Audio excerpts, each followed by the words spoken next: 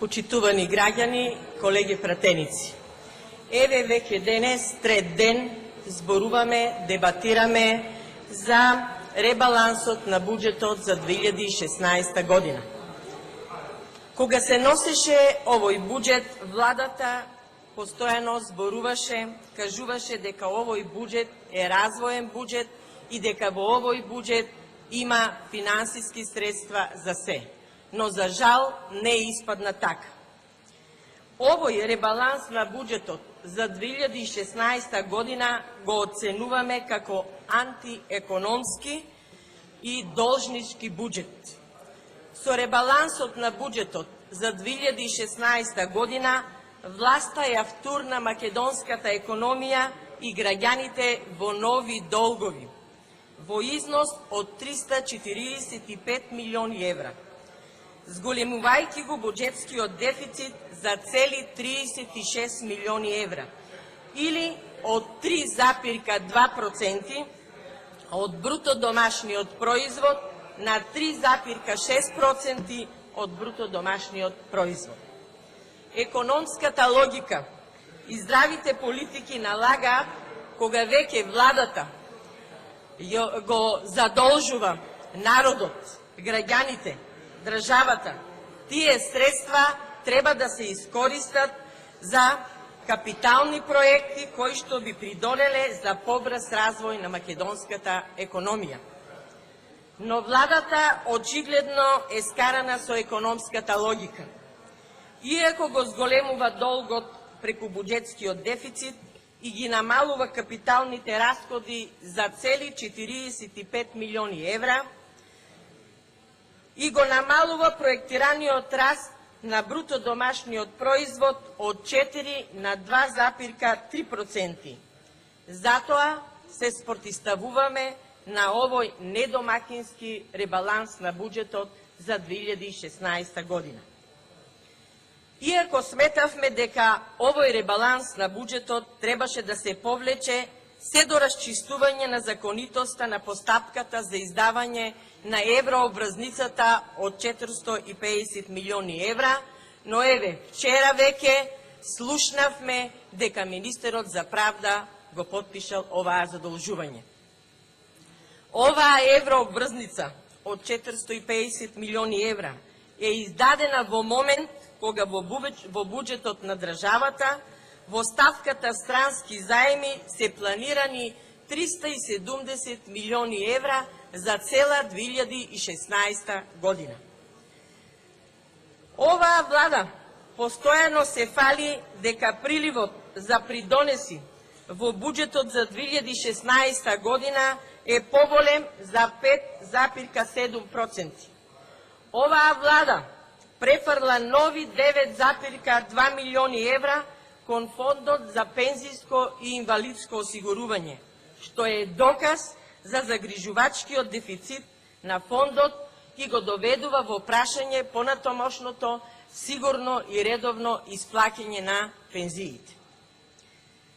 Па од тука сакаме ве јавно да го прашам министерот, господине министре, како успеавте буџетот за 2016 година, кога се носеше, истиот беше најавуван како развоен, сега со овој ребаланс на овој буџет да го сведите дека овој буџет е, или овој ребаланс, за исплаќање на плати, пензии и за социјални надоместоци, кои нешто на граѓаните им е загарантирано со закон.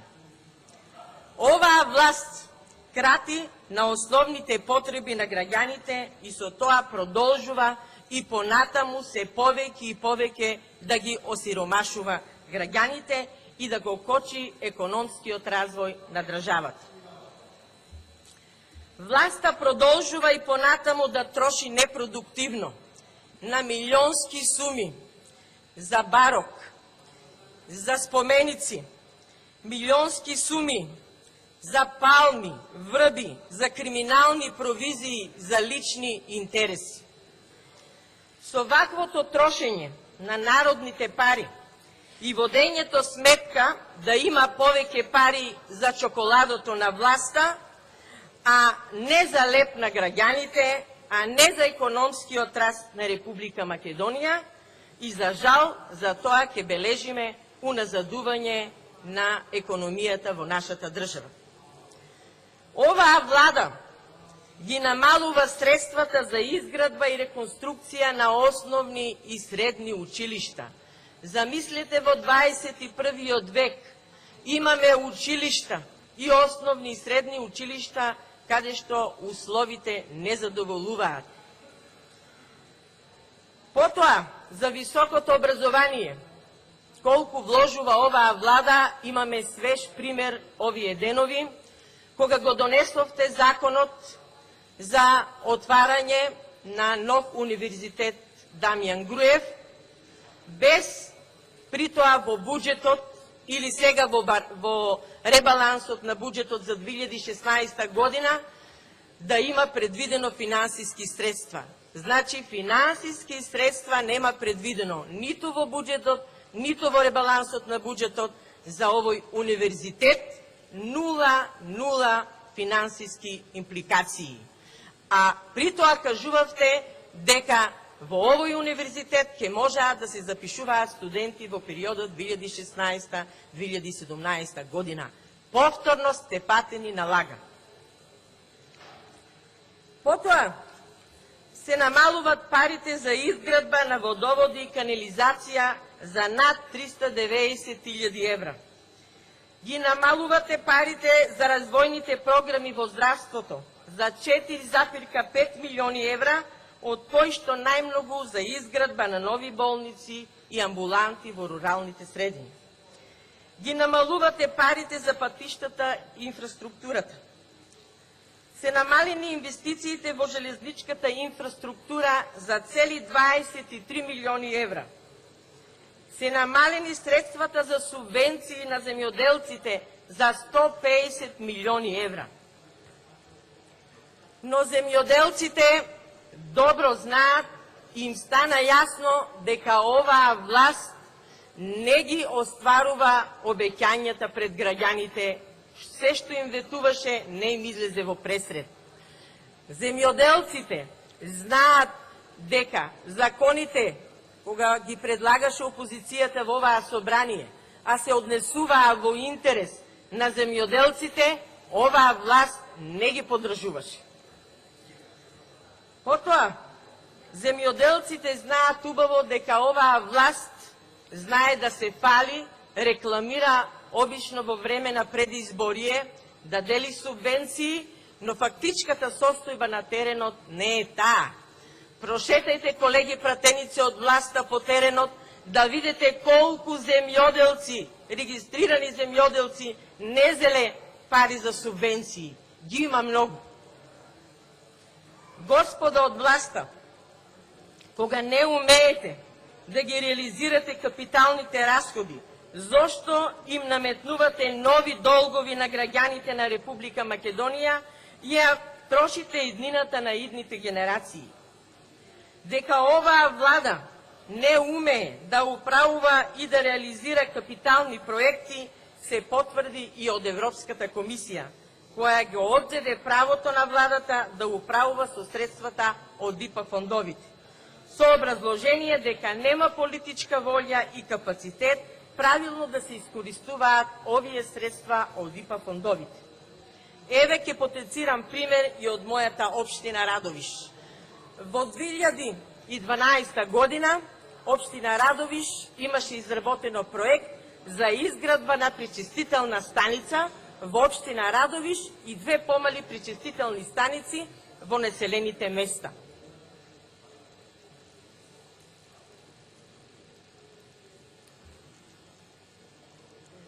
Но за жал, до ден денес се нема ништо случено. Требаше да се отпочне во 2013 година со изградба на оваа пречистителна станица, со средства од ИПА фондовите, но еве власта колку умее да ги користи овие средства од ИПА фондовите. А изградбата на оваа пречистителна станица е од големо значење за граѓаните на општина Радови, бидејќи ќе се реши проблемот со отпадните води од градот кои што завршуваат во Радовишко поле, а знаеме дека општина Радовиш е земјоделски крај. Оваа власт исто така обеќаше многу проекти кои што беа поврзани со овие ИПА фондови, но за жал не ги реализира. Потоа, власта продолжи и понатаму да не ги искористува овие средства. Знаеме дека за почеток на овие средства од ИПА фондовите беа одземени 27 милиони евра, а потоа нови 69 милиони евра од ИПА фондовите, што значи намалување на можноста за работење на македонските компании. Ако владата планира да ги реализира проектите за кои што беа предвидени финансиски средства од ИПА фондовите, тогаш ќе мора да се носи со нови задолжувања, да подига нови и нови кредити, пак на грбот на граѓаните на општина Радовиш, на граѓаните на Република Македонија. Потоа, во ребалансот сега на овој буџет за 2016 година, власта за општината од која што доаѓам, не знам дали има обезбедено финансиски средства, бидејќи во програмите на ВМРО ДПМН стојат голем број на капитални проекти кои што не се реализирани, туку од година во година, кога има избори, се припишуваат во нивните изборни програми, а реализација до ден денес не гледаме. На општина Радовиш и како и е потребно изградба на нов пензиски старински дом, бидејќи сакале да признаеме или не, општина Радовиш стана град на пензионерите, нека се живи и здрави, бидејќи тие со нивните пензии екзистираат, ги издржаваат нивните семејства. Бидејќи младите, благодарение на погубната политика на оваа власт, заминуваа од општината. И знаеме дека над 630.000 граѓани ја напуштија Македонија.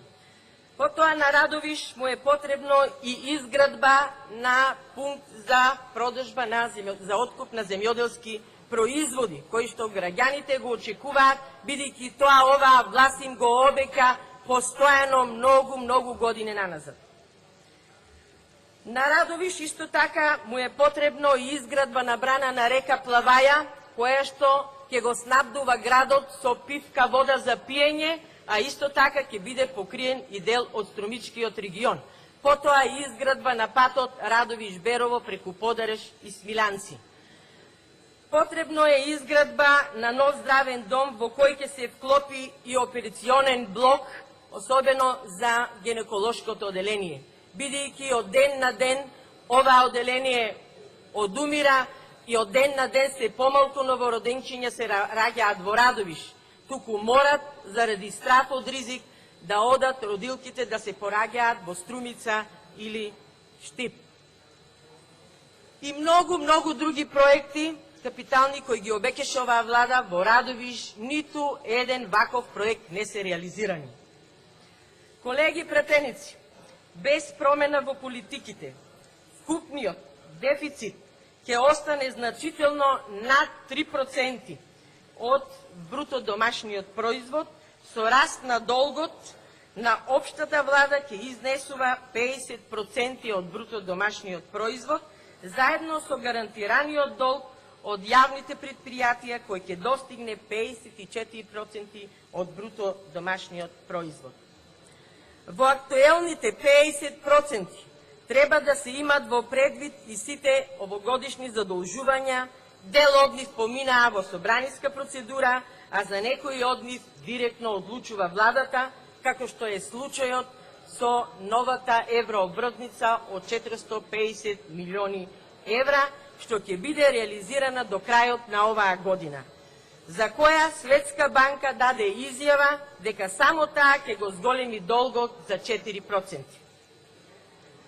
На наведената бројка треба да се додадат и сите постигнати, а не наплатени долгови од владата кон приватниот сектор, Тука спаѓа и долгот на јавното здравство, како и вистинскиот износ што го должат општините и градот Скопје, бројка која што ја знаат само премиерот, министерот за финансии и градоначалниците од општините. Треба да ги имаме во предвид кога говориме за јавниот долг и долговите на јавните предпријатија, за кои владата не издала гаранција, како и долговите на сите акционерски друштва во кои владата е мнозински акционер. Од сето ова кажано, и граѓаните и ние можеме да констатираме дека оваа влада е најголемиот причинител за најголемата политичка криза во независна Македонија. Истовремено ќе кажам дека и оваа влада е најголемиот причинител за големото задолжување на Република Македонија. Секојдневно граѓаните се повеќе и повеќе се задолжуваат. Колеги пратеници, како и да го фалите овој ребаланс на буџетот, знаете дека нема развој со споменици, фонтани и така натаму. Но вкупната економска политика ќе биде ревидирана со превземањето на власта од страна на Социјалдемократскиот сојуз на Македонија заедно со коалицијата.